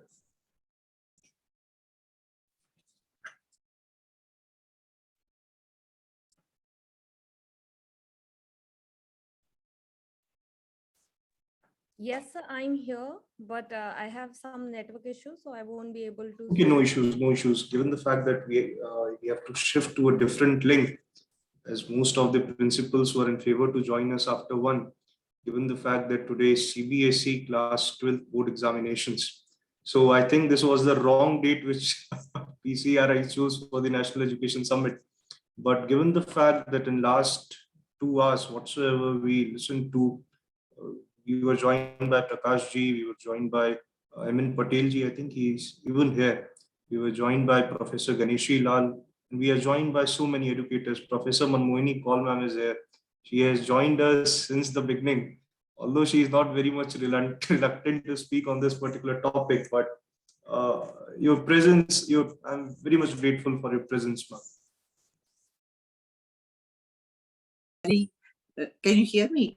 I must Yes, say, I agree with General Kochhar and his recommendation, but PCRI is doing wonderful. You are doing wonderful. Your fellow office bearers are doing well. And I would say that these glitches happen, but it's sitting in Simla, I'm listening to you. I'm mesmerized. The speakers are wonderful, and especially the principals of schools. I must say, this was such a brilliant idea you have had. I have just not been able to move. So you're doing very well. And this is first thing about education. And many of the doubts one had, now you can proceed. And if there's any help you need, I can always fill in the gap. Don't worry. Okay? Absolutely, ma'am. And as I said, that I'm highly grateful to have you in this meeting. And Gayatri ma'am and MP Sharma, Vice President of JP Group, was about to join us, because he's suffering from some throat infection. So he asked me to excuse from the meeting, but he looks forward to join us in the near future events. So I'm really grateful to everyone. So much Chatterjee ma'am is here, Gayatri ma'am is here, Kim sir is here, Bhavna madam is here, for your august presence. And as I said, that PCRI is India's one of the youngest think tanks of India. Myself, I am completing my undergraduation and I have exams on 11th. So this was the only possible date that I could fix to have this National Education Summit, because tomorrow and the day after tomorrow, these 3 to 4 days prior to examinations are full of stress. ये भी complete करना है, ये भी complete करना है. So, if I can just mention, because sir was asking any suggestions that would be yes, required. yes, ma'am. Please. So only thing I think is missing from our educational system is that we do not teach our children how to manage money. That is Absolutely. So if you can include it as insights from educators, is like we teach them maths, we teach them trigonometry, but we do not help them to, how to calculate tax, how you can save on, how you can create savings for yourself, this budget, how to understand union budget, how it is going to affect you. So these concepts, the real life issues, should be taught, I think, in school itself, rather than waiting for them to choose finance as their postgraduate, undergraduate program. So if you can include that, being a history teacher myself, I still struggle to manage my finances. I have to depend on my husband. So such kind of things, if we can teach young students, and trigonometry is actually not helping me right now, but if I would have been taught how to manage finances at home, how to open a bank account, how to visit a hospital, how to do an insurance, these things are things that are lacking in our educational system. I think that if you can add as a point from educators, it would be great.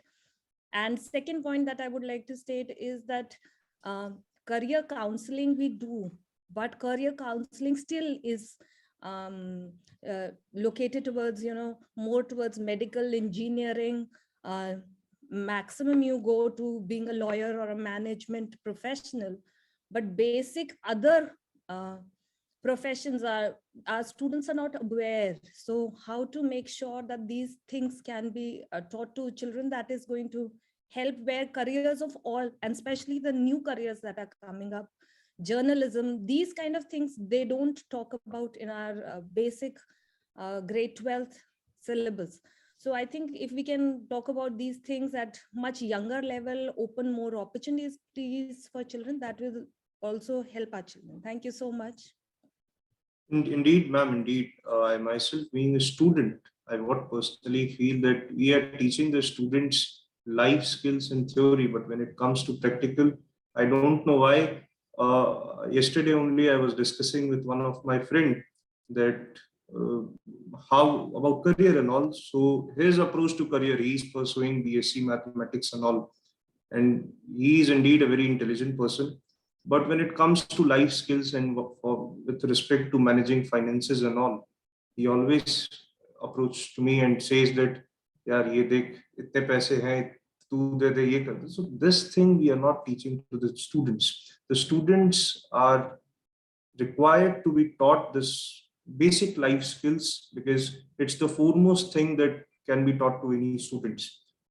We are just pressurizing our students to become ratta masters. As a student, what I personally feel, you are providing them syllabus. You are saying, read this question will come from this chapter. It's fine. It's absolutely fine. But what about the life skill? Life is not just limited to class 12th or university. The life begins from university and class 12th. But when it comes to that, our student lacks those skills that are very essentially required. And I think whatsoever data and whatsoever report which we'll be sharing with the Ministry of Education in coming days, we'll be definitely highlighting this particular perspective in that report. And as far as Professor Ganeshi Lal also shared that the way how we can link spirituality, because this thing, I must say, students nowadays are missing spirituality. No student, everyone is just whole day, a phone is in the hand and Facebook, Instagram, social media, all these things. But what about the spirituality? Spirituality is one of the main aspects of education, but the students nowadays are lacking it. So I think these things need to be highlighted, despite the fact that we talk about numerous policy, this policy, that policy. But when it comes to implementation, when it comes to the proper execution, I think we fail. We often give examples of country like China, Japan, that see their education system, I don't know if it's a truth or not. The students in Japan used to clean their classrooms prior to going to the school or something like that.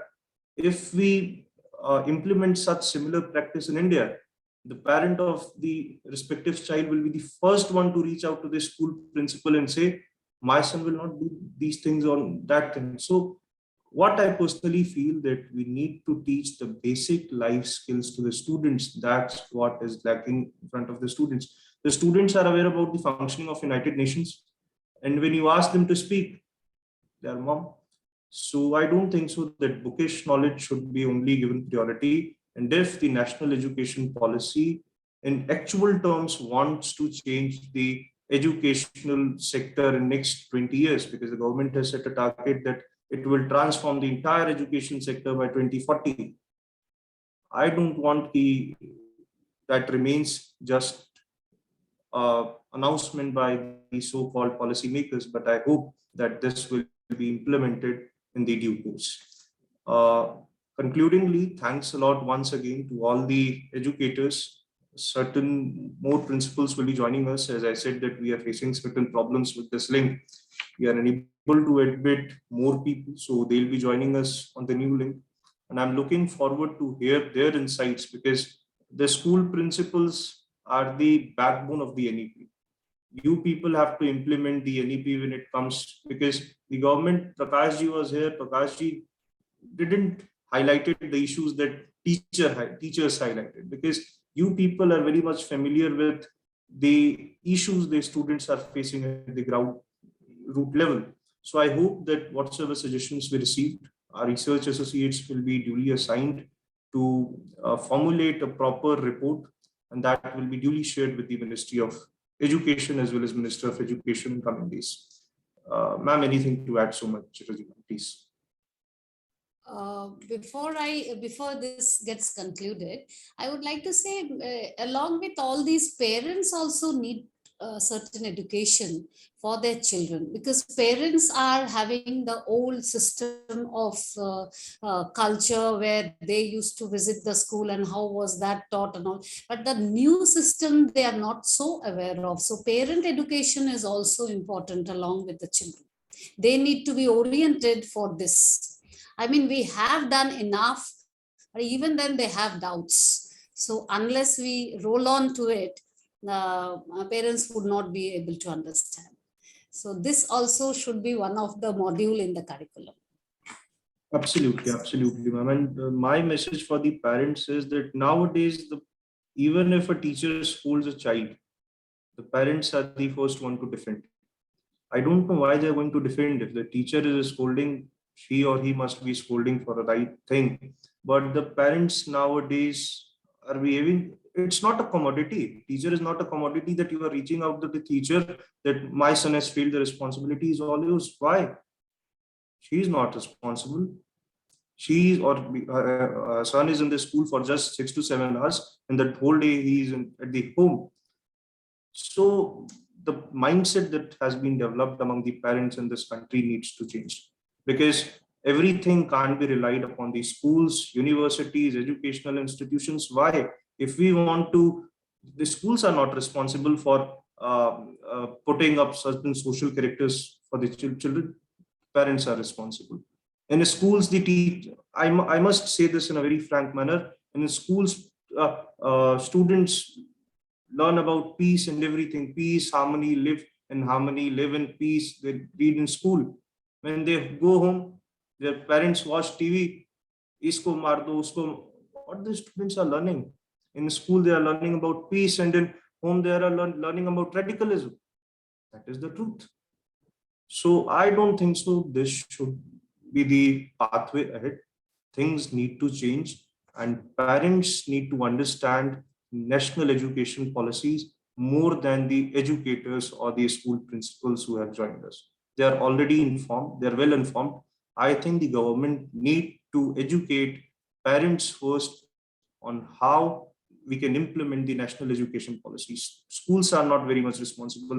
Even if the student passes out from the class 12th and goes to university, his behavior will remain the same. And often seen in my college that does professors, assistant professors, do students have it? There is the interaction between them is lacking. Why it's lacking? Because we haven't taught them in the school. And why we haven't taught them in the school? Because the parents don't want. The parents only want teach our children what's written in the book and make them to learn it and write in the exams. That is what the education is all about. But I personally feel that this is not the real definition of education. The education is something very different, because what I had studied in class 8th or 9th, sorry to say, but I don't remember. अब वैसे मैं अपनी गलती कहूँ या फिर school की गलती कहूँ या अपने पेरेंट्स की गलती कहूँ, I don't know, but what I have really learned in class 8th and class 9th, I don't know. So this is the main fault of our education system. I don't even recall the chapters I have read in class 12th 2-3 years ago. So these things need to change. And when it comes to a national education policy, I think that we need not to set any target. कि 2040 तक हम पूरा education sector बदल देंगे and 2045 and so on and so forth. No, we don't need to set any targets. What we have to do is don't set any target. First away the parents, then away the students, and the people who are responsible are the principals who have joined us, because these people are the force who will be implementing the NEP and who will be the main force in transforming India's education sector. So once again, I look forward to meet you people in months to come in the next edition of the National Education Summit. And once again, thanks a lot, Soma Chatterjee ma'am, Gayatri ma'am, Professor Manmohini Kaul ma'am, Kim Noble sir, Bhavna ma'am, Dr. Eminent Patel is also here. And we will be soon joined by certain other principals from Kuwait and Oman. So I look forward to it. And once again, thanks a lot to each one of you. And as I said, that this discussion won't remain limited to these screens. We'll be asking the governments to whosoever is making these policies to work on this particular suggestions that we received from all of you.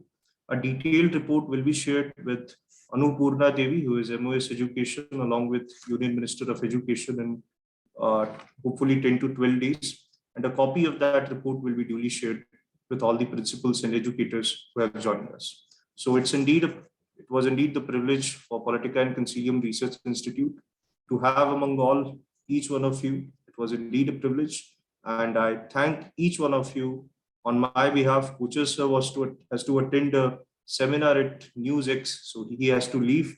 So once again, thank you to, and especially today's 12th board examinations. So please convey my best wishes and the best wishes of the entire PCRI family to the students who are going to appear for the board examinations. Thanks a lot, man, and thanks a lot to each one of you for joining us.